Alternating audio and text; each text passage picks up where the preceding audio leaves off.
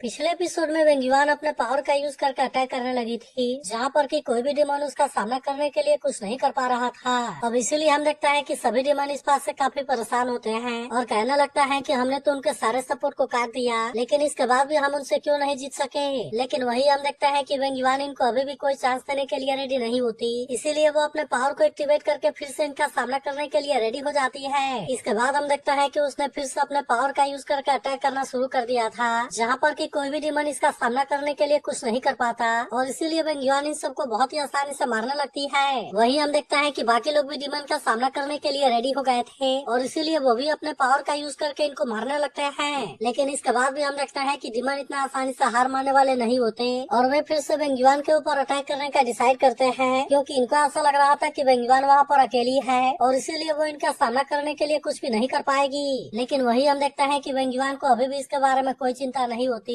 और वो फिर से इनके साथ में फाइट करने के लिए रेडी हो जाती है। वहीं उधर हम देखता है कि एक सोल्जर इसके बारे में बताने के लिए मास्टर च्यू के पास में आया था, जहां वो कहने लगता है कि फर्स्ट वार जोन की सिचुएशन बहुत ही क्रिटिकल हो गई है, क्योंकि इस समय वहां पर बहुत सारे डिमन अटैक करने के लिए आ गए हैं और इसीलिए वो इनसे कहता है कि आप वहां पर किसी को सपोर्ट करने के लिए भेजिए। तब इस पर मास्टर च्यू कहता है कि south eastern fortress alliance defence के साउथ ईस्ट में लोकेटेड है, जहाँ पर अटैक करना तो आसान है लेकिन डिफेंड करना बहुत ही मुश्किल है। इसके अलावा हम देखता है कि इनके बाकी वॉर जोन के ऊपर भी डिमन का अटैक हुआ है, इसीलिए मास्टर च्यू कहता है कि अब हमारे पास में ज्यादा ट्रूप्स नहीं है। फिर वो कहने लगता है कि अब सारी चीजें सोल्जर के ऊपर डिपेंड है और वही ये सुआई के द्वारा छोड़ा गया डिफेंसिव सीक्रेट ट्रेजर हमारा सबसे बड़ा सपोर्ट है। अब इसी वजह से हम देखता है कि मास्टर च्यू को इसके बारे में काफी चिंता होती है, क्योंकि अगर डिमन इसे एक बार तोड़ने में कामयाब हो गए तो फिर उसके बाद में सिटी में भी बहुत ही आसानी से आ जाएंगे। लेकिन फिर भी हम देखता है कि मास्टर च्यू को वेंगुआन के ऊपर पूरा यकीन था, क्योंकि आखिरकार अब वो एक फीमेल वॉर गॉडेस बन गई है और इसीलिए वो अकेले 100 लोगों को मार सकती है।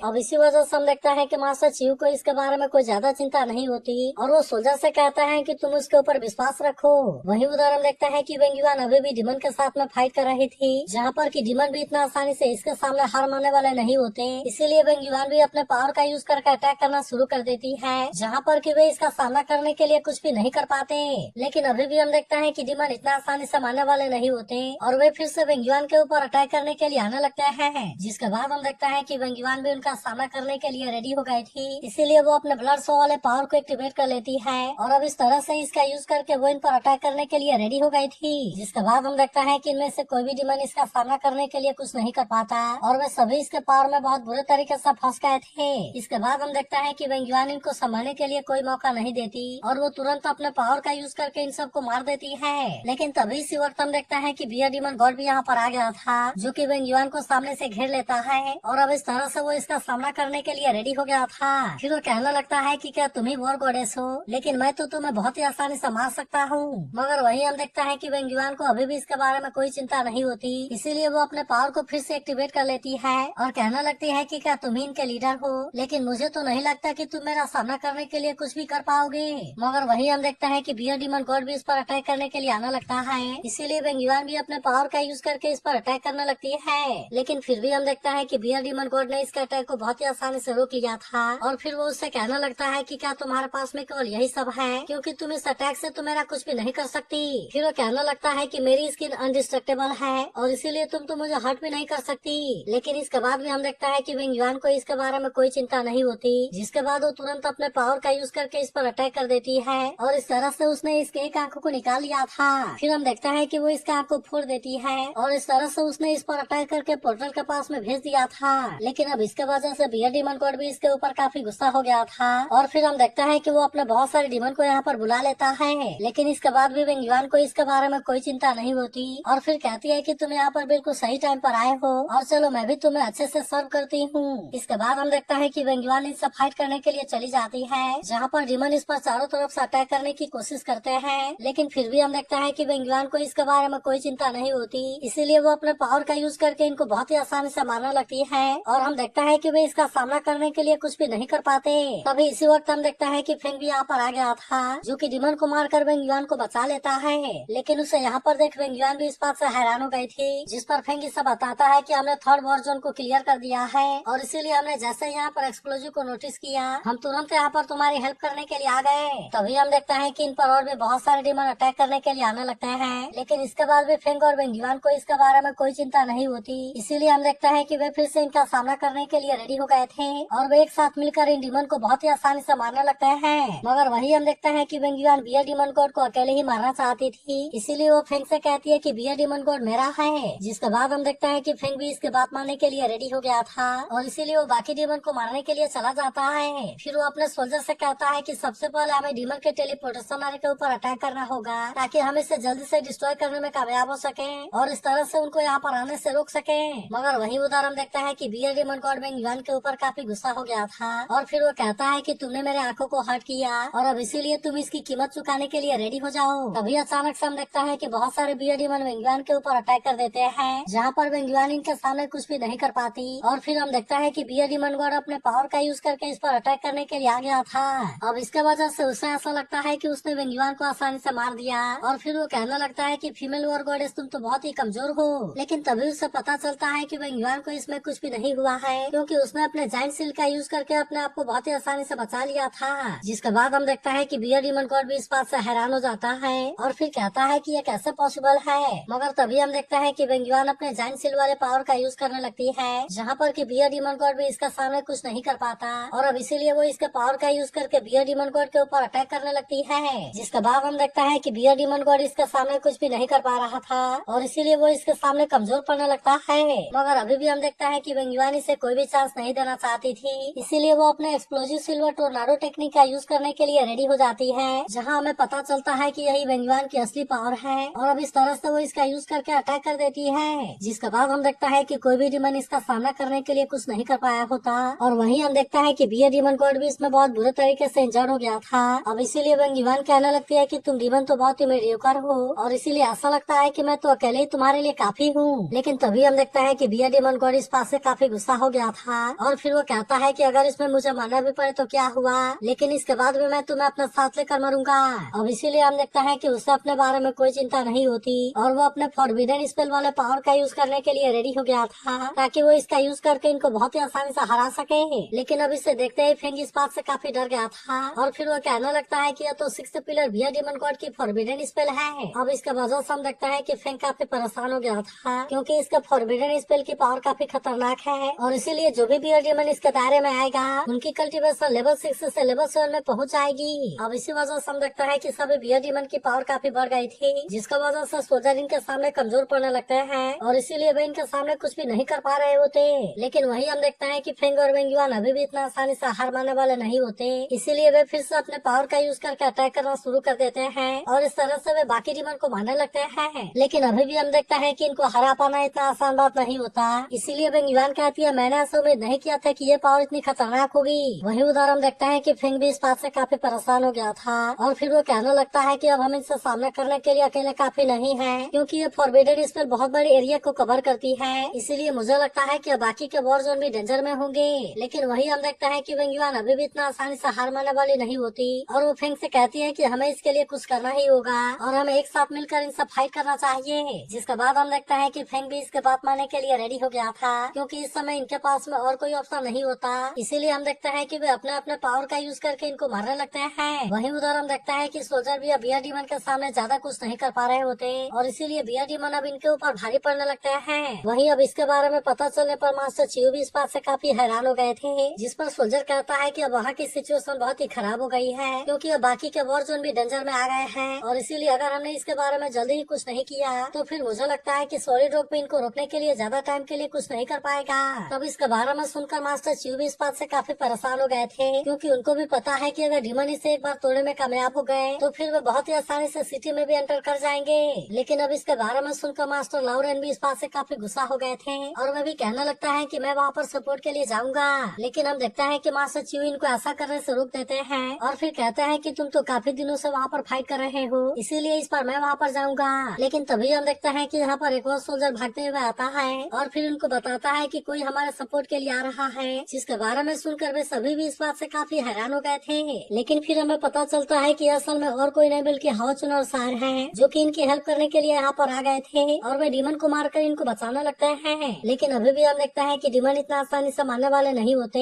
इसीलिए हाओचुन और सार भी फिर से अपने पावर का यूज करने के लिए रेडी हो गए थे, जहाँ पर कि वे अपने पावर का यूज करके फिर से इनको मारने लगते हैं। वही उदाहरण देखता है कि सार भी अपने पावर का यूज करने के लिए रेडी हो गई थी, जहाँ पर कि वो अपने पावर का यूज करके डिमन पर अटैक करने लगती है। इसीलिए डिमन अब इनका सामना करने के लिए कुछ भी नहीं कर पाते और हम देखते हैं कि वे दोनों अपने पावर का यूज करके इनको बहुत ही आसानी से मारने लगते हैं। तभी हम देखते हैं कि वेंगजुआन ने भी इनको देख लिया था और वो इनको देखते ही काफी खुश हो गई होती है। तब इस पर हाउ चेन उसे बताता है कि हम तुम्हें पिकअप करने के लिए आए हैं। तभी सारी सब बताती है कि लिनसिन और हानी भी यहाँ पर आ गए हैं, जहाँ हम देखते हैं कि वे भी अपने पावर का यूज करने के लिए रेडी हो गए थे और इसलिए वे भी अपने पावर का यूज करके डिमन को मारने लगते हैं। तभी हम देखते हैं कि हानी ने अपने पावर का यूज करके डिमन को कैद कर लिया था, जिसके वजह से डिमन अब इसका सामना कुछ भी नहीं कर पाते। लेकिन वही हम देखते हैं कि लिनसिन भी अपना जलवा दिखाने के लिए रेडी हो गया था, इसीलिए वो भी अपने फायर फिनिक्स वाले पावर का यूज करके अटैक कर देता है, जहाँ पर हम देखते हैं कि अब इनमें से कोई भी डिमन इसका सामना करने के लिए कुछ नहीं कर पाता और इस तरह से वो अपने पावर का यूज करके इनको बहुत ही आसानी से मार देता है। वही उदाहरण देखता है कि एक डिमन अपने आप को बचाने के लिए वहाँ से भागना चाहता था, लेकिन तभी उसी वक्त फेंग अपने पावर का यूज करके उसे मार देता है और फिर वो कहता है कि हमने डिमन के टेलीपोर्टेशन फॉर्मेशन को डिस्ट्रॉय कर दिया और अब इसीलिए डिमन अब यहाँ पर नहीं आएंगे। तब इसके बारे में सुनते ही सभी सोल्जर भी इस बात से काफी खुश हो गए थे और फिर वह कहना लगता है कि आखिरकार हम इसमें जीत गए हैं। लेकिन वही हम देखता है कि वेंगजुआन भी अपने आप को नहीं रोक पाती और वो भी लिनसिन और हानी से मिलने के लिए आ गई थी। इसके बाद अगले सीन में हम देखता है कि वे सभी अपने जीत के खुशी में पार्टी करने के लिए आए होते हैं, जहाँ वे सभी कहने लगता है कि हम तो इसमें बहुत ही आसानी से जीत गए और ये सब असल में केवल वॉर गॉडेस की वजह से हो पाया। लेकिन तभी इनको पता चलता है कि कोई वेंगजुआन को चैलेंज करने वाला है और इसीलिए वे इसके बारे में सुनकर वे भी इसे देखने के लिए काफी एक्साइटेड हो जाते हैं। जिसके बाद हम देखते हैं कि वेंगजुआन को इसके बारे में कोई चिंता नहीं होती और वो भी उस प्लेयर के साथ में पंजा लड़ाने के लिए रेडी हो गई थी। लेकिन हम देखते हैं कि वो प्लेयर इसके सामने कुछ भी नहीं कर पाता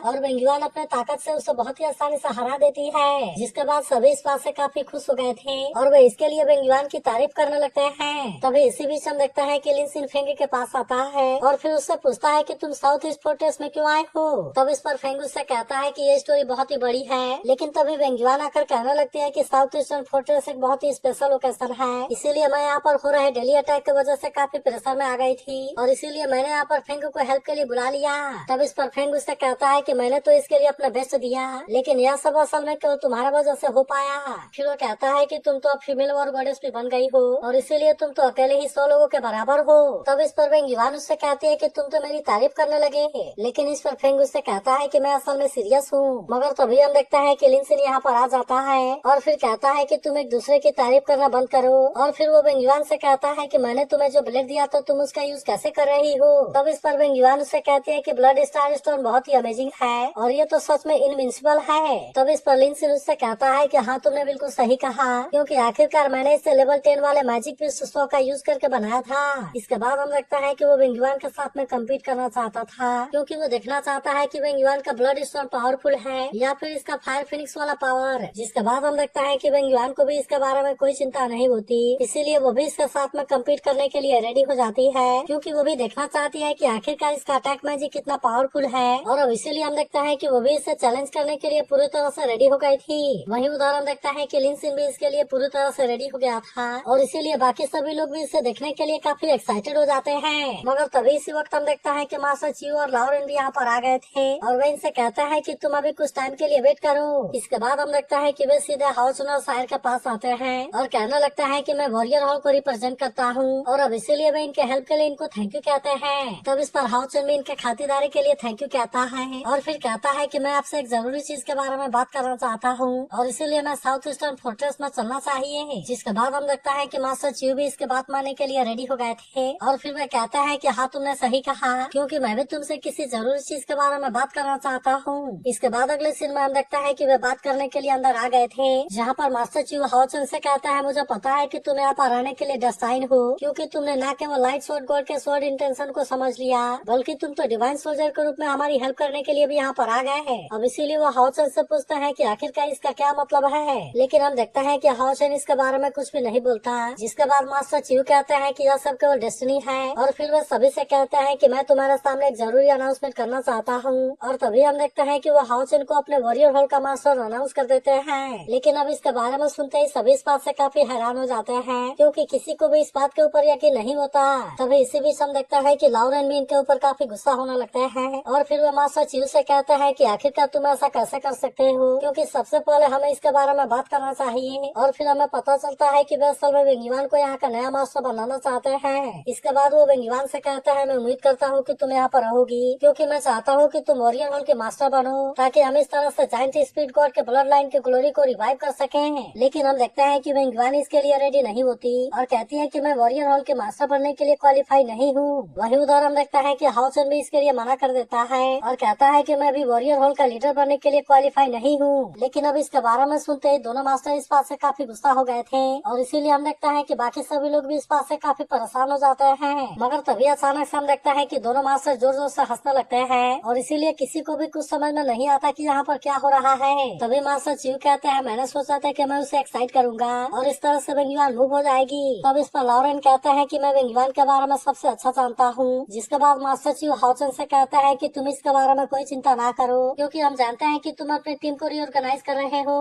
अब इसीलिए वो उससे कहता है कि तुम्हें इसके बारे में चिंता करने की कोई जरूरत नहीं है। लेकिन असल में हम भी तुमसे एक चीज के बारे में बात करना चाहते हैं, क्योंकि डिमन क्लैन ने जब से होली वॉर को लॉन्च किया है तब इसका वजह से साउथ ईस्टर्न फोर्ट्रेस काफी लंबे टाइम से अंडर प्रेशर में है। इसके अलावा ये स्वाई ने यहाँ पर जो सॉलिड रॉक छोड़ा था वो भी असल में डिमन के अटैक की वजह से डैमेज हो गया है। फिर वो आगे बताते हैं कि ये south east fortress war zone भी है और अब इसी वजह से हम देखते हैं कि उनको इसके बारे में काफी चिंता है। तभी लॉरेन वेंगवान से कहने लगता है मुझे पता है कि तुमने 6 एम्प्टी सिल्वर क्रिस्टल को कलेक्ट कर लिया है, लेकिन लास्ट वाला क्रिस्टल अभी तक भी नहीं मिला और इसीलिए मुझे लगता है कि वो जायंट स्पिरिट के मिस्टीरियस रिल में होगा। लेकिन अब इसके बारे में सुनते ही सभी इस बात से काफी हैरान हो जाते हैं। जिसके बाद लॉरेन कहता है कि हाँ तुमने सही सुना, क्योंकि ये असल में जायंट स्पिरिट गॉड के द्वारा छोड़ा गया इनहेरिटेंस वाला जगह है और इसीलिए लीजेंड के अनुसार अगर बात किया जाए तो वहाँ पर केवल वही जा सकता है जिसे कि जायंट स्पिरिट गॉड ने रिकॉग्नाइज किया हो। फिर वो कहना लगता है कि अगर हमने सातों क्रिस्टल को हासिल कर लिया तब इस तरह से उसमें से ब्लेसिंग वाली डिवाइन पावर निकलेगी जो कि साउथ ईस्ट फोर्ट्रेस को गार्ड करेगी। अब इसीलिए हम देखते हैं कि वो वेंगवान को ये टेस्ट देने के लिए कहते हैं, क्योंकि यही इसके लिए सबसे अच्छा टाइम है। जिसके बाद हम देखता है कि वेंगवान भी इसके लिए मान गई थी और कहती है कि मैं आपके विश को फुलफिल जरूर करूंगी। तब इस पर मास्टर शिव कहते हैं कि वेंगवान जायंट स्पिरिट गॉड के मिस्टीरियस रिल में जाने वाली है और इसीलिए मैं चाहता हूँ कि तुम सभी हमारे डिफेंस के लिए हेल्प करो। जिसके बाद हम देखता है कि वे सभी भी इसके लिए मान जाते हैं। वहीं हम देखता है कि वेंगवान भी अपना टेस्ट देने के लिए रेडी हो गई थी, इसीलिए वो दौड़ते हुए किसी जगह पर आ जाती है और फिर वह हैरान होती है कि क्या यही जायंट स्पिरिट का मिस्टीरियस रिल में है। तभी अचानक से हम देखता है कि उसके सामने कोई गेट ओपन होने लगती है